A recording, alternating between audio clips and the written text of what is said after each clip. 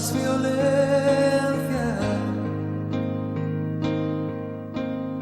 más maldad en la tierra. Parece que el amor ha muerto y la locura reina sobre la humanidad.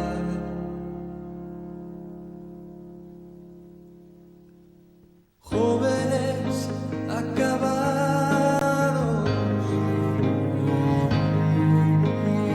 niños abandonados, a precio de placer y decidiendo solo el interés. ¿Dónde queda la justicia y la venganza? ¿Dónde quedan el castigo y la razón? ¿Por qué callas tú, Señor, y nos olvidas? ¿Cómo puedes permitir tanto dolor? Muy buenas tardes, es un gusto saludarles a todos y cada uno de ustedes a través de la 930 Radio Costa Rica, un miércoles más de bendición, de verdad que es bueno, y el poder compartir de su programa Los Enigmas de los Tiempos.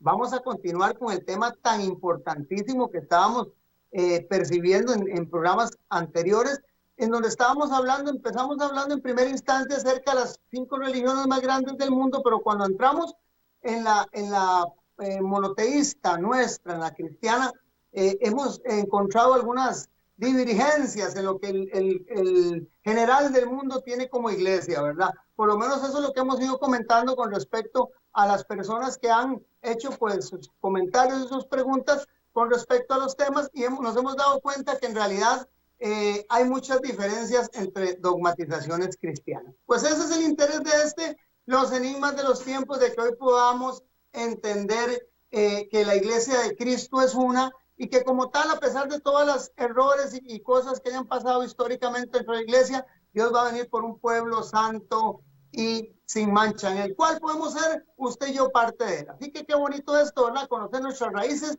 Dice siempre la escritura, y rezan algunos grandes escritores, que el que no conoce su pasado, de a dónde vino, no tiene muy claro cuál va a ser su presente ni a dónde va. Bueno, con esto en mente vamos a encomendarnos al único que nos puede ayudar y que nos puede permitir tener la mente abierta para comprender los enigmas de los tiempos y los enigmas también escritos en la palabra de Dios. Así que oremos y pidamos al Espíritu Santo, que es el que abre las vías de nuestro entendimiento. Si usted puede acompañarme en los diferentes lugares donde se encuentra, aquí en Costa Rica, fuera de él, pues cerremos nuestros ojos y oremos y pidamos al Señor que nos dé la sabiduría necesaria. Padre amado, tú que habitas en las alturas de los cielos, Señor, te alabamos, te glorificamos, te bendecimos por el honor, Señor, inmerecido que tenemos, Padre Santo, de poder estar hoy a través de estos medios, Señor, pero sabiendo, Dios, de que tú en tu propósito en gloria nos dignificas y nos permites, Señor, estar aquí, Padre, para poder exponer estos temas tan importantes que nos permiten conocer, Señor, cómo nacieron algunas doctrinas, algunas cosas dentro del cristianismo, Señor, cuáles puedan ser, Señor, aprobadas por tu palabra, cuáles no, Señor, qué ha ocurrido, pero que todo nos permita, Señor, tener un norte claro, Dios, y avanzar y ser parte, Señor, de ese pueblo que va a ser salvo y el que va a llevar un mensaje especial, que eso es lo importante, por lo cual estamos aquí, por lo cual tú metiste, Señor, tus manos en el lago Cenagoso y sacaste nuestras almas, es para llevar un mensaje, el mensaje actual, el mensaje de arrepentimiento, el mensaje de Cristo, Señor, el de arrepentirnos, Señor, porque el reino de los cielos, su venida ya está cerca, Padre. Abre las vías de nuestro entendimiento y bendice en cualquier lugar que estén nuestros hermanos del mundo. En Cristo Jesús te lo pedimos. Amén. Bueno, amigos, hermanos, hoy llegamos ya a una parte, ahora sí se empieza a poner el tema bastante interesante, porque vamos a conocer básicamente ya de dónde salieron la mayoría de los fundamentos de las iglesias cristianas protestantes. Hemos hablado que la iglesia católica es la iglesia en sí que tiene 1.200 millones de adeptos dentro de sus líneas, podríamos decirlo, o se llama así la iglesia madre, pero de ella, de los 2100 millones de personas, la tercera parte de la población casi del mundo existente que nos llamamos cristianos, pues el resto somos protestantes o de tendencia obviamente cristiana protestante. ¿Ok? ¿Conoce usted ese término, amigos? ¿Sabe por qué se llama protestante usted o sabe por qué estas iglesias se llamaron? Pues para eso estamos aquí en los enigmas de los tiempos, para que usted conozca su significado. Versículo de esta semana. Vean qué lindo. Lo que les hablaba, porque no quiero dañar la susceptibilidad de ningún hermano católico, ni evangélico, ni protestante, ni bueno, adventista o carismático, llámese como se llama su dogmatización, porque estamos hablando que la iglesia de Dios, como nos dice Pablo en 1 Corintios capítulo 1 y versículo 2, la iglesia de Dios está en todas partes, en cualquier lugar, como dice ahí, en que se invoque el nombre de nuestro Señor Jesucristo. Ok, yo, Pablo, dice en el versículo 1, vean qué interesante, a la iglesia de Dios que está en Corinto, estaba escribiendo a la iglesia del puerto de Corinto, pero dice a los santificados en Cristo Jesús. Todos aquellos, usted, yo, hermano, que fuimos santificados en Cristo Jesús a través de su sangre redentora, llamados a ser santos con todos. ¿Con cuántos? Con todos, amigos y hermanos, los que en cualquier lugar invocan el nombre de nuestro Señor Jesucristo.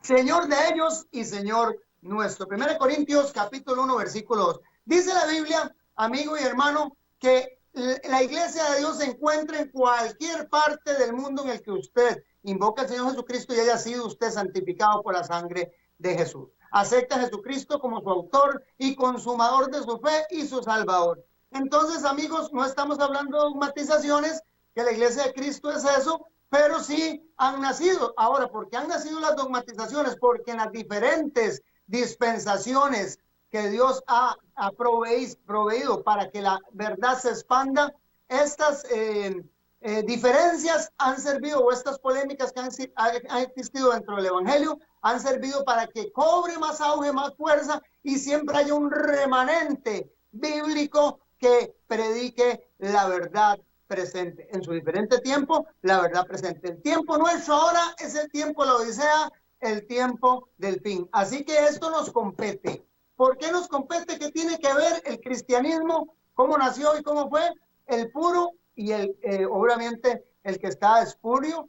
Claro que sí, tiene que ver, porque si usted se contamina de la copa de las abominaciones, amigo y hermano, dice que no va a entrar al reino de los cielos. Ok, vimos la semana pasada, pequeño review, ¿qué era cisma? Cisma es una palabra, significa división, discordia, desaveniencia, desacuerdo entre dos individuos de una misma comunidad, llámese religiosa, llámese una comunidad laica, civil, como usted quiere llamarlo. Un cisma es toda aquella ruptura, división, discordia o desaveniencia, o que no se ponen de acuerdo las personas de una misma tendencia. Vimos algunos cismas, como los que les voy diciendo. Ahora, ¿cómo se introdujo de la iglesia primitiva? Tenemos que entender algo, porque aquí es donde empieza la comba del palo torcer.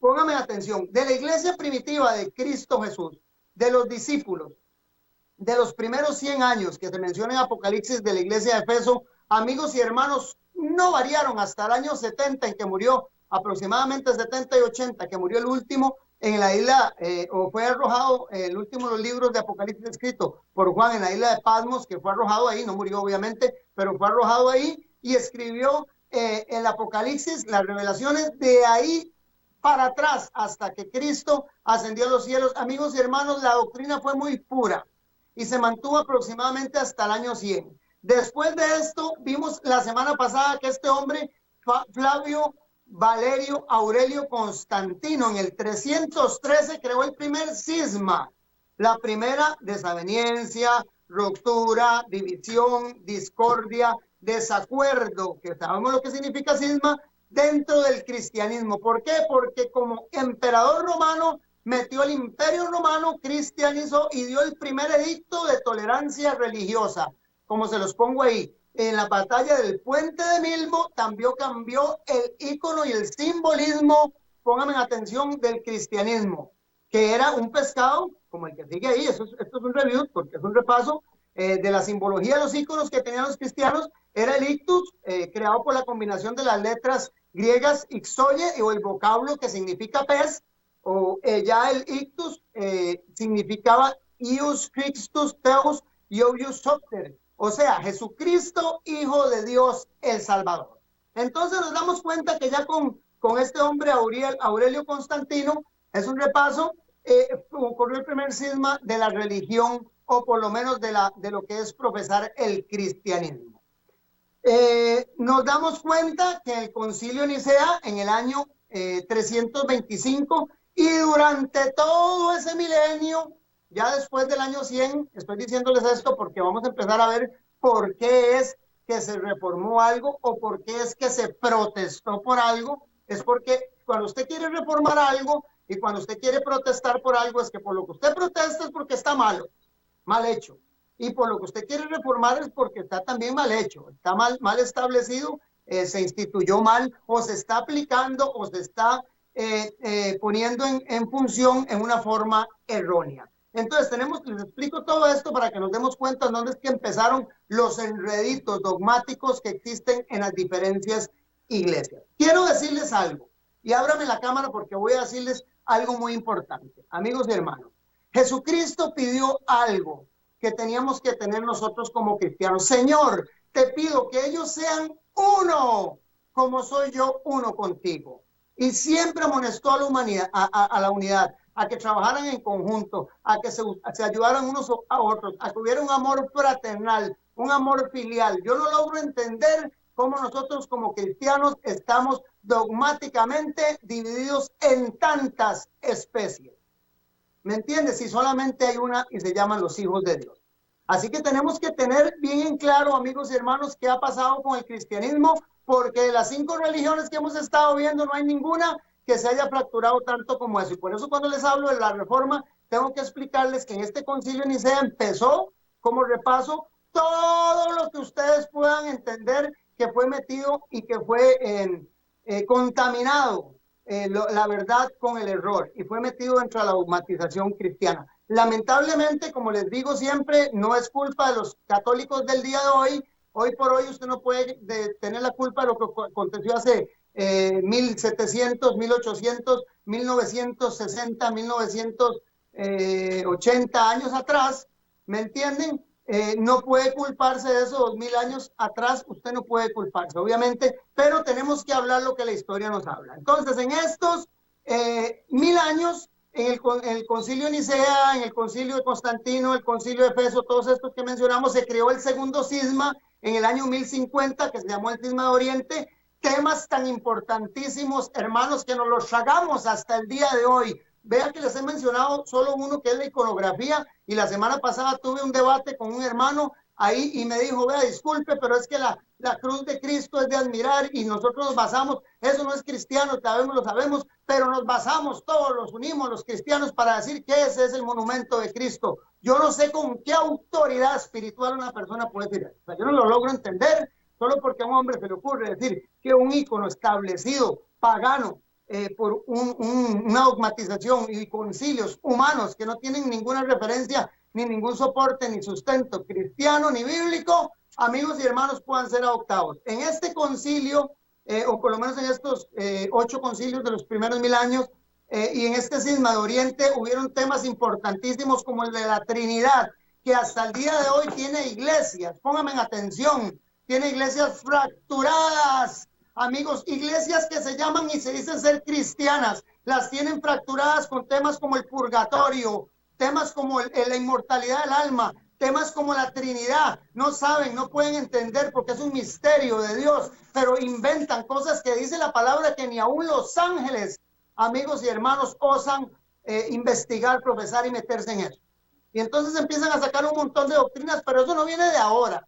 Tenemos que entender que esa contaminación que hay dentro del cristianismo tiene desde el año 1050 y desde el año 325 después de Cristo, estamos hablando de hace 1700 años, por decirle así, atrás ya vienen todas estas falsas doctrinas metidas e instituidas lamentablemente por una iglesia que es la mayor del mundo. Ok, y perdonen que hablen así sin tapujos, pero bueno, de ahí a la prueba histórica me remito. Les suplico, hermanos. 1 Corintios 1:10. Qué lindo, porque estoy empezando caliente, así me gusta, porque tenemos que meternos en la palabra de Dios. 1 Corintios 1:10. Les suplico, hermanos, en el nombre de nuestro Señor Jesucristo. Miren lo que le dice Pablo. Hermanos, les suplico en el nombre de Cristo Jesús, que todos vivan en armonía y que no haya divisiones entre ustedes, sino que se mantengan unidos. ¿Cómo se tiene que mantener el cristiano unido? No logro entender porque hay miles de sectas, denominaciones, dogmatizaciones cristianas. Y no estoy hablando de miles y no estoy hablando, como dice uno, mentira. Bueno, para decir un mejor término y no decir paja. Ok, que se mantengan unidos en un mismo pensar y en un mismo propósito, en un mismo pensar y en un mismo propósito. Me trae a colación este versículo, lo que dice Isaías capítulo 4, versículo 1, que dice, 7 mujeres peleaban un hombre. Vea lo que dice el profeta Isaías, y está hablando en nuestros tiempos. 7 mujeres, que simbolismo de mujer es la iglesia, 7 iglesias. ¿Por qué 7? El número perfecto, completo, el completo de las iglesias todas, peleando un hombre, le decían, permítenos llevar solamente tu nombre. O sea, todas querían nada más llevar solamente el nombre, querían adulterar todas y lo único que querían era llamarse cristianas, sin importar el adulterio que estaban cometiendo. Y si no me quieren creer, lean Isaías capítulo 4. Ahí está, como digo yo, ahí está la Biblia, ahí está la historia. Y la verdad es que lo que tenemos que hacer, amigos y hermanos, es dar un sonido certero. Siempre lo digo, a la trompeta. Ok. Vamos a empezar con un tema importantísimo. Vean, reformadores.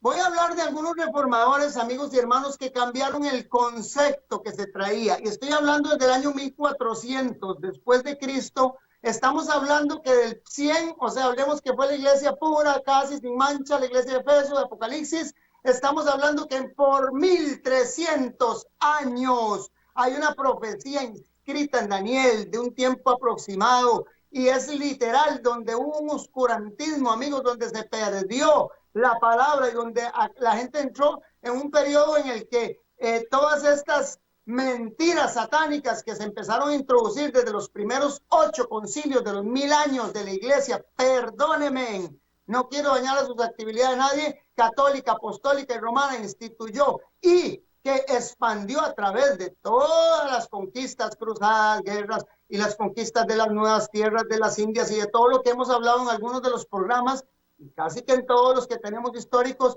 que hablan con respecto a las 4 inquisiciones y todas estas guerras que hubieron cruzadas y templarias, que los tenemos aquí en los enigmas de los tiempos en nuestro canal de YouTube. Usted búsquelos si quiere aprender un poquito de información histórica, gloria a Dios por eso, pero que están ahí. Y que la historia no nos va a mentir y nos va a decir que por eso surgieron estos hombres valientes, hombres de Dios, hombres que no tuvieron miedo, amigos y hermanos, a decir una verdad, que pagaron con su vida para poder que usted y yo tuviéramos el conocimiento de algunas de las cosas y de casi todas las verdades bíblicas, que por casi 1300 años y aún todavía pueblos después más subyugados por algunos monarquías y algunos feudos que todavía estaban gobernados por la iglesia apostólica romana, para no decir católica, porque era apostólica romana, digamos, decían ellos nacidos del apóstol y romano, porque traían obviamente la forma militarizada en la que se condujeron durante tantos años hasta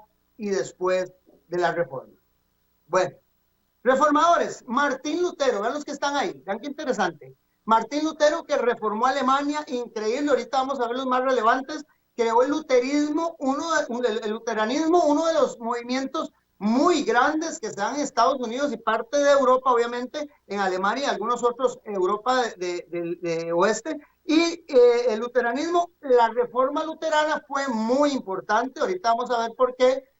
Todos conocemos por lo menos la Bahía de Wittenberg o la Universidad de Wittenberg, en donde ocurrió que Lutero puso sus 95 tesis, que fueron las que empezaron una revuelta. Y fue otro de los cismas, el tercer cisma, que ya lo vamos a ver. Calvino, vean qué interesante, Calvino, que fue un francés, obviamente nacido en Francia, el hombre en Ginebra, a través del calvinismo, trajo un movimiento reformado increíble. Vamos a ver algunas de las doctrinas por las que peleó también Calvino, Lutero, Calvino, amigos, que hoy usted y yo creemos y que sabemos que tienen una base y un fundamento bíblico, pero que hasta entonces teníamos 1300 años que había sido la población de la tierra engañada y vedada de que le resplandiera la luz del evangelio. Ok, Zwinglio en Zurich, obviamente en Suiza, y también con este hombre Simmons en Zurich.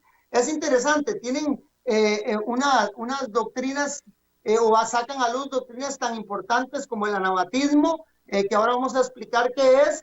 Hay una reforma radical en conducta y forma que tenía la Iglesia Católica, y estoy hablando que los 4 que estoy hablando eran personas que trabajaban, laboraban y salieron de instituciones y dirigían, en el caso Martín Lutero, que fue director de Wittenberg. Amigos y hermanos, las universidades católicas, y al estudiar la palabra de Dios, quiero que usted entienda algo. Juan 8:32 dice, y conoceréis la verdad, y la verdad os hará libre. La palabra dice, lámpara es a mis pies tu palabra y lumbrera mi camino.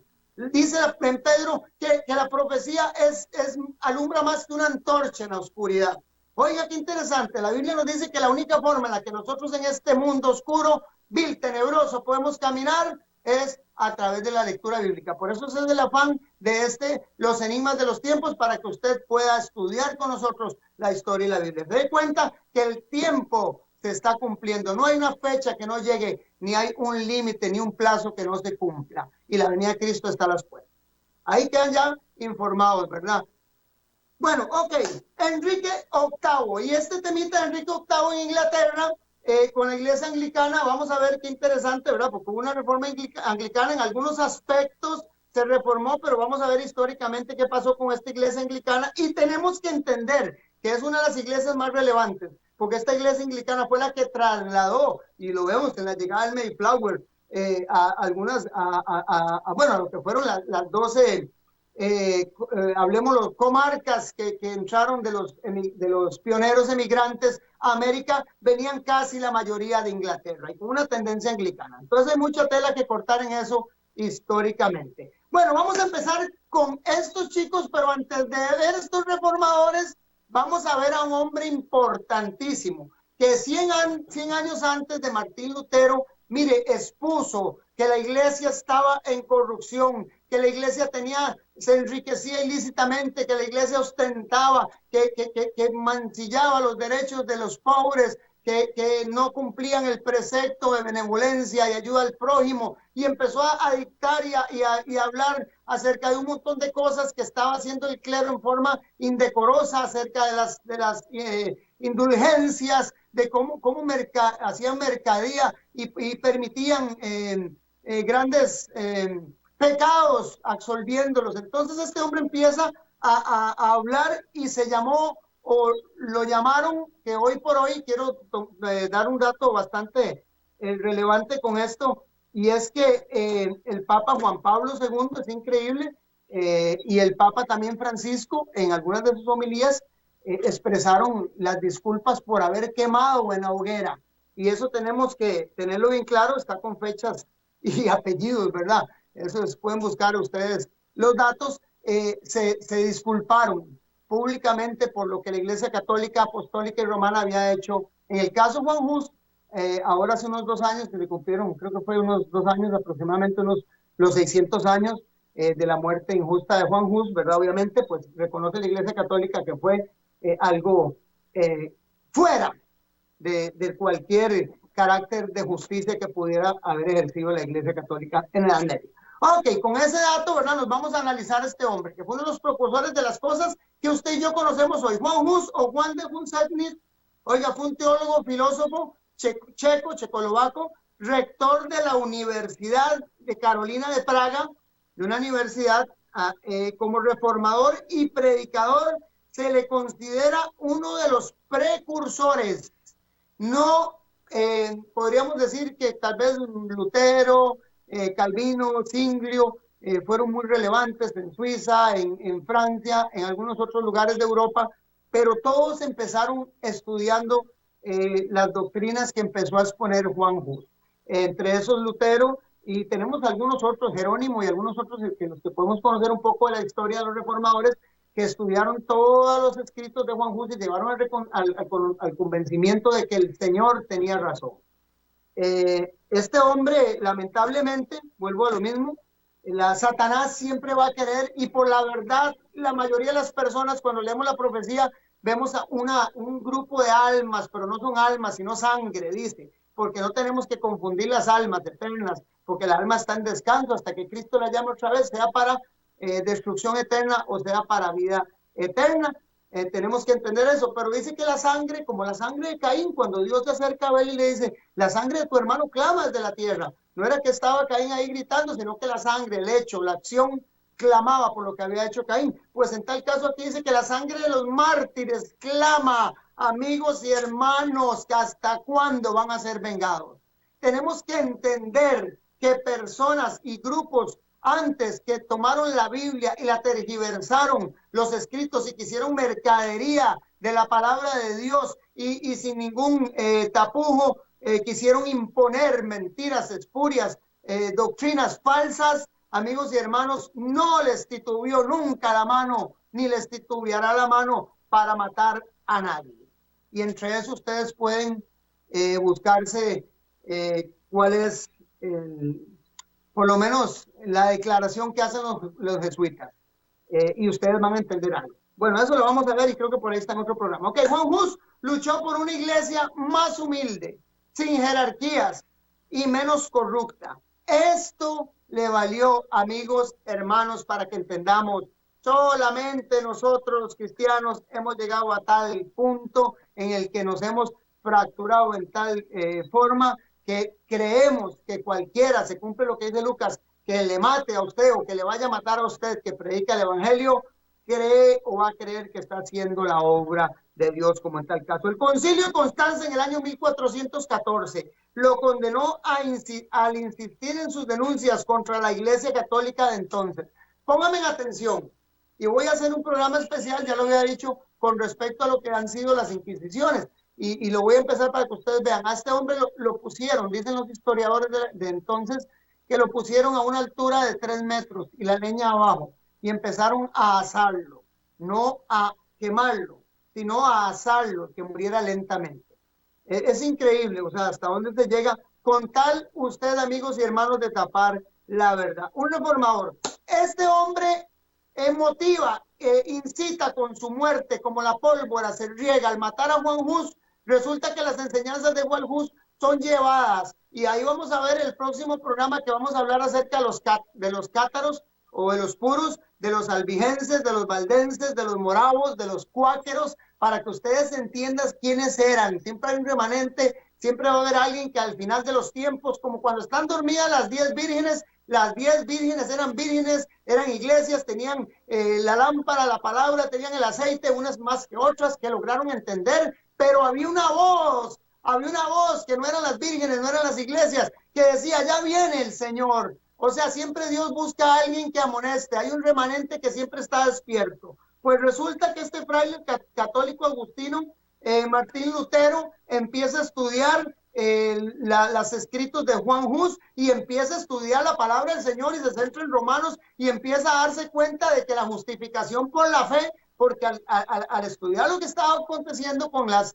indulgencias que se vendían en ese entonces, y la conducta que tenía Juan Texel, se llamaba, que era el hombre que vendía indulgencias de una forma anárquica, déspota y ruin, asesinó, mató y cobró de forma abrupta a muchos de los monarcas feudos y mucho más al común y silvestre de los pueblos, azotaba, dice el historiador, toda Europa. Pues entonces resulta que este fraile agustino comienza y hace o crea la reforma religiosa en Alemania, en cuyas enseñanzas se inspiró casi que la mayoría de la reforma protestante y la doctrina teológica y cultural denominada el luteranismo. Ok, entonces empieza este fraile, vea qué interesante, le pasa algo muy particular, pega 95 tesis, ya les expliqué en la Abadía de Wittenberg, son expuestas, visita Roma, y cuando visita Roma, el hombre ve una opulencia increíble y no logra entender cómo una persona cristiana creyente puede vivir en esa opulencia, se vuelve muy desmotivado y empieza a leer las escrituras y a ver cómo es posible que se enriquezca la gente en una forma tan desproporcionada, cobrando indulgencias, cobrando cosas que no tienen ningún contexto bíblico, ya que la justificación es única y exclusiva por la fe. Entonces, amigos y hermanos, resulta que ahí nos liberan en el tercer cisma que ocurre fuerte, por eso les pongo ese 3 ahí, del cristianismo. Vean cómo estamos, porque casi ninguna religión, ¿por qué el diablo ataca tanto la religión cristiana y quiere dividirnos? Porque somos como los dedos de la mano. Si estamos así, amigos y hermanos, estamos propuestos a que nos pase cualquier cosa, pero si estamos unidos, estamos fuertes. Ahora todos en un mismo sentir. ¿Cuál evangelio? ¿Cuál mensaje? Y después vamos a hablar de eso que se habla, de que Mateo 24 dice que va a venir Cristo cuando este evangelio sea predicado. ¿Cuál evangelio? Si ya en el mundo se ha predicado supuestamente el cristianismo por todo lado. Hay un evangelio que tiene que unificar en dogmatización y pensamiento, que es puro, que no tiene ninguna contaminación, amigos y hermanos, que es el que va a producir la última cosecha, amigos, para que se cumpla el número de los redimidos y Cristo venga. Y empezó desde hace años, cuando vino Cristo, hace casi 2000 años, y siguió a pesar de todos estos sismas y con estas personas que Dios utilizó en sus diferentes dispensaciones para que la verdad llegara a nosotros hoy día. Por eso ser cristiano es un privilegio. No sé si usted lo ha entendido, cuántas muertes, cuánta sangre ha conllevado que usted tenga una palabra hoy, que usted tenga la Biblia, que usted pueda tener la documentación necesaria para llegar al reino de los cielos. No sé si lo entiende, pero ojalá que este programa sirva para eso. Pues resulta que el Papa en 1521, después de que él viene de Roma, lo mete en una bula y le dice: papito, a usted lo vamos a encarcelar, y si no niega lo que está diciendo, ¿sabe qué les digo, Martín Lutero? Si me muestran con la palabra, que es lo que yo siempre digo, que estoy equivocado, me retracto de todo lo que he dicho. Y amigos, este tiene que ser el fundamento de todos aquellos que enseñamos una buena doctrina y predicamos la palabra. Tenemos que tener la seguridad que lo que estamos enseñando tenga un contenido, un contexto bíblico en todos los temas y extractos posibles. Usted no puede hacer doctrinas de versículos ni un montón de cosas. Por eso tenemos que tener esa seguridad y esa claridad, y debiera ser un ejemplo, o es un ejemplo para nosotros, Martín Lutero. Por lo menos, amigos, es lindo estudiar la historia, porque conocemos que hubieron personas antes que nosotros que se esforzaron, que nosotros si hacemos solo lo que nos mandaron a hacer, hermano, creyente, pastor, cristiano, que predica, que enseña, maestro, si mandamos a hacer o hacemos solo lo que nos mandaron a hacer, perdón, dice que somos siervos inútiles. Así que a estudiar y a predicar que Cristo viene, que esto que costó sangre, que este mensaje, amigos, de todas estas personas que en un momento tuvieron un despertar, en nosotros nos inciten hoy a poder estudiar la palabra del Señor. Ok, a pesar de que todos, este Papa Juan X los comulgó y lo quería matar, pero resulta que el hombre, algunos de los por lo menos príncipes de Sajonia, de Alemania, y algunos, este hombre Carlos I de España, o V del Sacro Imperio Romano Germánico, y Federico III de Sajonia, Federico el Sabio, muy conocido, así se le conocía, que fue el príncipe elector de Sajonia, y el fundador de la Universidad de Wittenberg, donde era director, obviamente, Martín Lutero, estudió con Martín Lutero, conocía la doctrina, lo agarran y lo esconden. Y entonces eso permite que los escritos, las cartas, que las tesis de Martín Lutero se expandan, amigos y hermanos, y que hoy por hoy nosotros tengamos un evangelio más puro y que hayamos conocido un poco más de la verdad, porque eso sirvió para que nacieran otros más que vamos a seguir viendo. Vean qué interesante, qué lindo. Aunque Satanás tiene un mal sistema, Satanás tiene un sistema en contra. Él resta y él divide, mas Dios multiplica y suma. Qué interesante. Entre más quieren quitar a la obra de Dios, Dios más suma y más multiplica. Por eso la Biblia se cumple hasta en eso. Dice que a los que aman a Dios todas las cosas, aunque al parecer no nos sea así, ¿verdad? La percepción, pero todas las cosas nos ayudan a bien. Resulta que el hombre se va y los príncipes empiezan a escuchar sus su posición con respecto a eso y se paran en contra del Imperio Católico, Apostólico y Romano. Pónganme atención, lo que pasa ahí es un cisma a nivel casi que mundial, porque estamos hablando de las monarquías predominantes en el mundo antiguo, el mundo conocido, en el mundo que existía mayor en ese tiempo, no estaban ni siquiera las Indias descubiertas ni nada, y el hombre se para y dicen estos príncipes, no señores, apenas estaban descubriendo, no señores, aquí vamos a ver qué es lo que está pasando y vamos a estudiar el luterismo. Y resulta que entonces se dan cuenta a través de los tiempos y de los años que pasa Martín escribiendo y siendo escondido por estos lectores sajonos, resulta que el hombre permite expandir el evangelio y muchos de sus escritos llegan también, otros de Juan Hus y algunas otras cosas que estudia este hombre a Suiza. Y Ulrico Zwinglio, pónganme atención, Ulrico Zwinglio es un hombre de Suiza reformador protestante, un líder nato 100% y fundador de la iglesia reformada suiza. Se pone a estudiar las escrituras y llega a la conclusión de que casi que las mayorías de las doctrinas, pónganme atención amigos y hermanos, que se estaban predicando entonces, se inspira y le da curiosidad de ver lo que estaba aconteciendo con Martín Lutero y lo que pasó con Juan Hus y lo que pasaba en ese entonces con Jerónimo y con algunos otros. Y entonces este hombre empieza a estudiar en Suiza, al otro lado, empieza a estudiar estos conceptos que se dan y se empieza a dar cuenta a través, nuevamente, vuelvo a recalcar amigos y hermanos, a través del estudio y la lectura bíblica. Quiere conocer si le están metiendo 5 con hueco en su iglesia o en su denominación cristiana, lea las escrituras, porque no hay ante ellas nada oculto, antes bien, dice la palabra en hebreo, todo está desnudo y abierto. Así que ustedes ya saben. Pues resulta que este hombre se pone a estudiar, muy curioso, ¿verdad?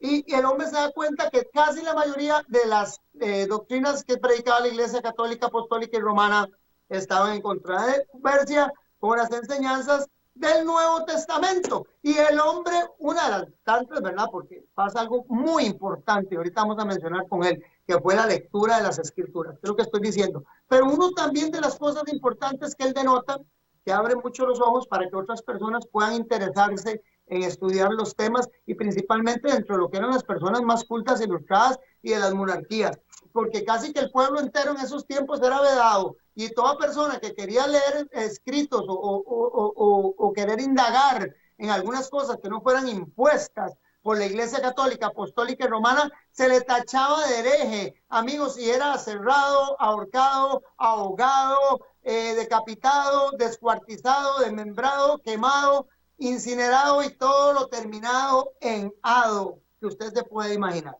Así que entonces el hombre viene en Suiza y encuentra que también una de las cosas que están haciendo, imponiendo mal, es el bautismo de niños, que es un tema importantísimo. Entonces el hombre empieza a hablar del anabatismo. El anabatismo o el prefijo ana, que significa de nuevo, y el griego, que el que bautiza, obviamente bautista, el que bautiza se refiere al rebautizamiento de niños o rebautizar de nuevo. Entonces, una de esas doctrinas básicas que nos permitieron a nosotros tener una conciencia cristiana y que es tema, pónganme en atención, que es tema de salvación, porque hay una ordenanza de Dios que dice, vea, dice, id, predicar este evangelio, la gran comisión, id, hacer discípulos, predicar este evangelio y bautizándolos en el nombre del Padre, del Hijo y del Espíritu Santo. Todo aquel que creyere y fuere bautizado, este será salvo. Este asunto del anabatismo, amigos y hermanos, lo lamento, perdónenme mis amigos, que los quiero mucho católicos, pero el bautismo de niños es algo contraproducente bíblicamente, porque no permite que la persona en conciencia acepte a Dios, crea en Jesús. Vean qué interesante, no es que diga que los que, pero tiene que haber una aceptación, creer y ser bautizado. Un niño menor de edad no cree, es llevado por su padre. Entonces eso es lo que discute este hombre, ¿verdad? Zwinglio, y empieza a sacar otras doctrinas interesantes. El hombre se centra, estudia la Biblia y enseña que todos aquellos que están practicando eso, amigos, están extraviados y sí es un tema de salvación, porque si no está ese orden, qué lástima. pero entonces le faltó un requisito para poder llenar la solicitud. ¿Me entienden? ¿Me entienden lo que les digo? Este movimiento fue fundamental. Vea, el de Zwinglio, el de Ulrico Zwinglio fue fundamental, es interesantísimo, a pesar de que tal vez no es tan conocido como Martín Lutero, pero sí fue fundamental para poder entender la libertad de conciencia, amigos y hermanos, de que nosotros no somos impuestos, sino que tenemos un libre albedrío y que tenemos que servir, adorar a Dios con una conciencia abierta. Y eso lo hizo llevar a la reflexión del bautismo, porque un niño de meses, amigos, o de pocos años no tiene la conciencia necesaria para entender el sacrificio de Dios en la cruz del Calvario y poder aceptar la sangre de Cristo como remisión de sus pecados. O sea, tenemos que entenderlo. Y aquí, hermanos católicos y todos aquellos que bauticen niños inconscientes de pecado, que no tengan ya un carácter moral definido para poder entender qué es bueno y qué es malo, recuerden ustedes que están corrompiendo una ley divina y un estatuto bíblico y que están con esto practicando algo que no les va a permitir a esas personas bautizadas llegar al reino de los cielos. Yo no lo digo, lo dice la Biblia, así que no se enojen conmigo. Ok, la libertad de conciencia, el pacifismo, el bautismo de adultos, obviamente ya como una. Por eso usted no ve en el pueblo judío nunca bautizando un niño. Usted ve en el pueblo judío, amigos y hermanos, para que vayamos teniendo conciencia cristiana, ve presentaciones de niños. Y bueno, de 12 años Jesucristo que fue llevado al templo, pero bautismos nunca. Jesús bautizaba adultos y Juan Bautista bautizaba adultos, porque sí hubo bautismos. Vean qué interesante. Y Pablo también, y se mencionan algunos. Es que eso lo hemos dejado así como que eso no es una normativa, pero sí es. Así que es importante la separación, pónganme atención, de iglesia y de Estado. Pónganme atención en esto que peleó Eurico Singlio. Esto que peleó Eurico Singlio, la separación de la iglesia y del Estado, es lo que al final de las cansadas, escúchenme, amigos y hermanos, pónganme atención, al final de las cansadas, la unión del Estado con la iglesia que se va a dar y que se ha empezado a dar. Nunca antes en Estados Unidos una iglesia 100%, bueno, hemos dicho protestante, había habido dentro del Congreso, gente, o por lo menos dentro de esta gente que dirige el Congreso de los Estados Unidos, dentro de los jueces de la Corte Suprema de los Estados Unidos, la mayoría, 9 son católicos, uno judío y creo que otro protestante, por ahí están, o 2 protestantes apenas. Bueno, el asunto es que ya han habido algunas intervenciones de la Iglesia Católica dentro, y sugerencias dentro de la Comisión Mundial de Iglesias, el Movimiento Mundial de Iglesias y todo esto que se ha dado en algunas reuniones del Papa Francisco, el Papa Juan Pablo, cuando empezó a tener esta relación, donde ha habido sugerencias que se han pedido que se incorporen dentro de algunas normativas y leyes, ¿verdad?, que se tienen dentro de los países, sugerencias, obviamente, y sabemos que ya hay más de 46 países que tienen leyes dominicales impuestas, sugeridas obviamente por la Iglesia Católica Apostólica y Romana a los diferentes municipios de los diferentes países. Ok, entonces esta separación de Iglesia y Estado es la que Zwinglio también tanto peleó, porque tenía un poder absoluto. Eso se llama, tenemos que entenderlo, centralización. Cuando el Estado es gobernado o la Iglesia tiene el poder de manipular el Estado, amigos y hermanos, hasta ahí llegamos, porque ya no se vuelve algo sano, sino que se vuelve algo pernicioso. Ok, vean qué interesante esto. A partir de 1525, no sé cómo estoy de tiempo, creo que me quedan unos minuticos, por favor si me avisan. A partir de 1525, la reforma en Zurich, vean qué importante esta reforma, se completa. Se administra la Eucaristía bajo las 2 especies, oiga, sin el concepto de transustanciación. Tenemos que entender este término. Cada vez que usted, amigo y hermano católico, va a la iglesia y usted recibe la hostia y dicen que es el cuerpo de Cristo, ellos dicen que eso se llama gracias por el informe, transustanciación. O sea, dicen que usted está nuevamente en forma literal crucificando a Cristo y comiendo y bebiendo su cuerpo y su sangre. Cuando dice la Biblia que la Santa Cena es una representación, no es literal, es hacer eso en memoria de Dios. O sea, eso es una de las cosas que ahí se dio y se reformó, de que la misa, por lo menos el rito de la hostia y la transustanciación del cuerpo de Cristo no existe. Se eliminan el uso de las imágenes. Vean, por eso le refiero a este hombre Zwingli, tan relevante. Se eliminan el uso de las imágenes de las iglesias,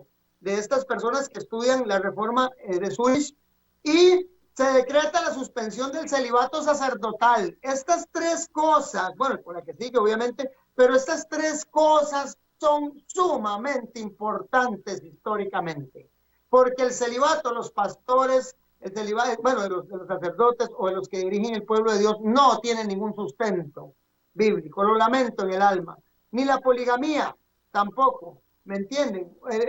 Dice la Biblia, la recomendación en Timoteo, dice que tienen que ser hombres de una sola mujer, ¿me comprenden? Tienen que ser hombres con mujer los que dirigen la iglesia. El sacerdote lamentablemente no tiene ninguna aprobación bíblica para dirigir la iglesia. Y discúlpeme, hablo abiertamente, por eso hoy día vemos tanta cochinada en las iglesias católicas y protestantes.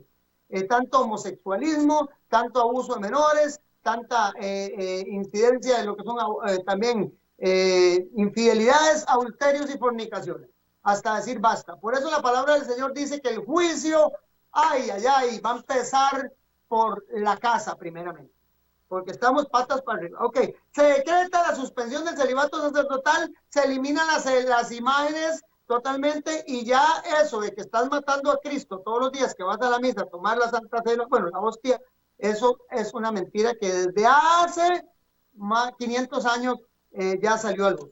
Se establece y se regula una beneficencia para los pobres. ¿Por qué? Porque el clerado, ahí la iglesia, amigos y hermanos, se enriquecía grandemente y el pueblo miserable muriendo. Ok, la transustanciación es una doctrina católica romana de la Eucaristía definida por un canon del Concilio de Trento. Ahí les puse la información porque me quedan unos minuticos y quiero abarcar lo que me falta para que ustedes vean por lo menos a dos reformadores más.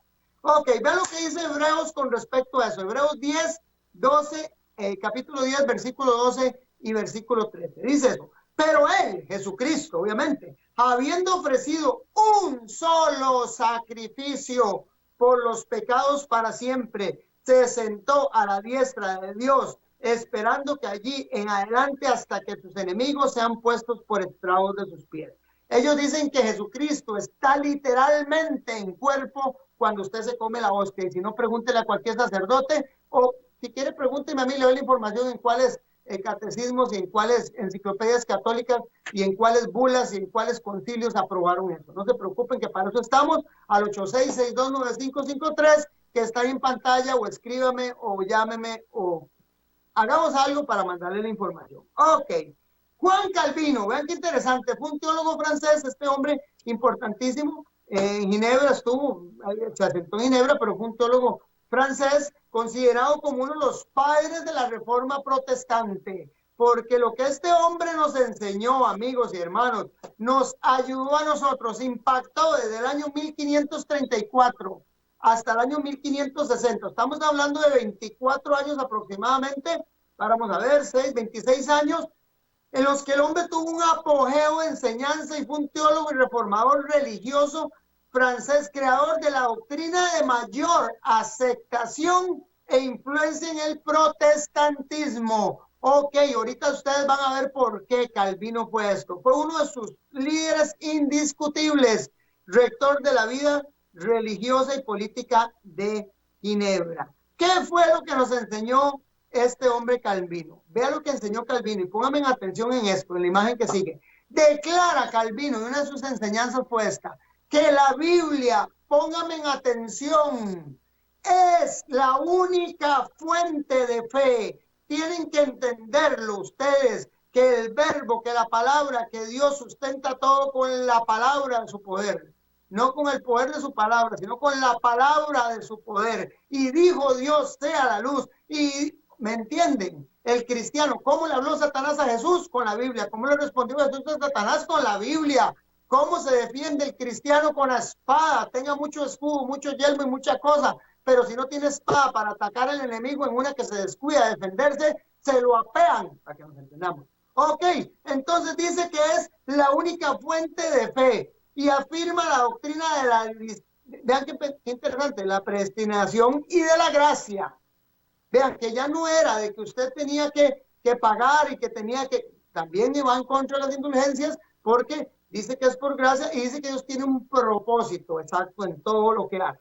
A la vez que proclama la vuelta de la simplicidad primitiva del culto, impulsor de una moral estricta y severa que glorifica el trabajo. ¿Por qué glorificaba el trabajo? Porque el hombre le tira a los feudos, a las monarquías y a la Iglesia Católica, que se enriquecía sin hacer absolutamente nada, a costa de exprimir al pobre y a costa de vender indulgencias que eran únicas y exclusivamente por gracia. Vean ustedes que en diferentes puntos de la tierra, en ese momento, Dios manda luz para esa dispensación y las personas entienden y renuevan el conocimiento en Cristo Jesús. La Biblia es la luz verdadera que ilumina a todo hombre. Tenemos que entender eso.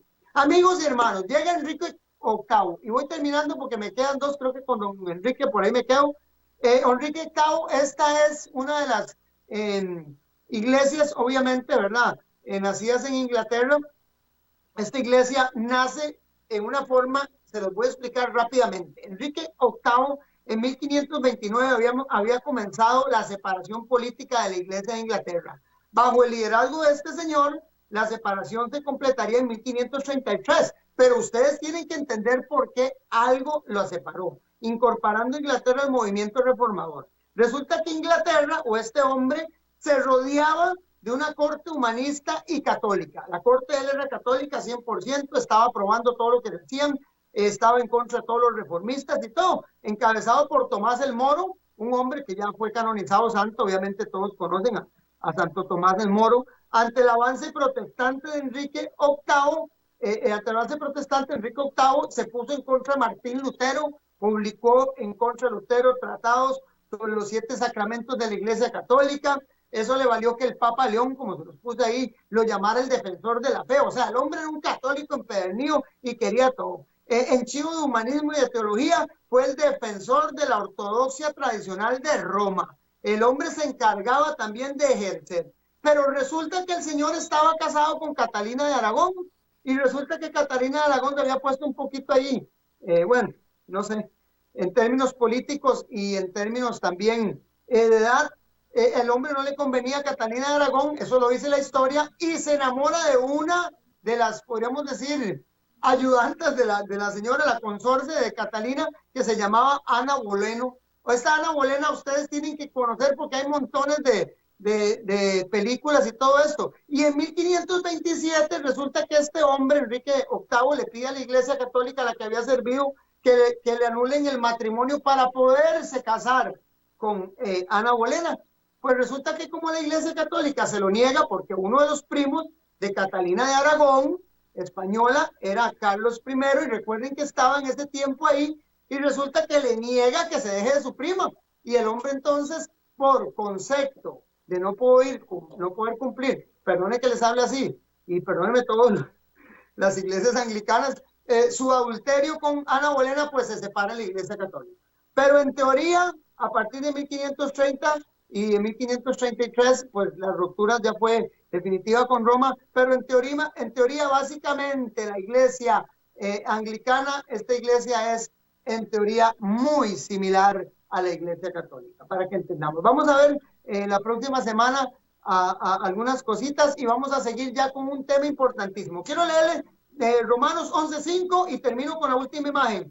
Así también, vean qué interesante, a pesar de todo esto que pasó con las iglesias cristianas, así también aún en este tiempo ha quedado un remanente escogido por gracia. Y lo vamos a ver la otra semana, amigos y hermanos, con los héroes de la fe. Mi nombre es Freddy Peña, lo espero la otra semana para que veamos los héroes de la fe. Vamos a ver los valdenses, los albicenses, los moravos, los cuáqueros, todas aquellas personas que se encargaron de propagar un evangelio puro y sin mancha. Que Dios les bendiga. Cada vez más violencia, más maldad en la tierra. Parece que el amor ha muerto.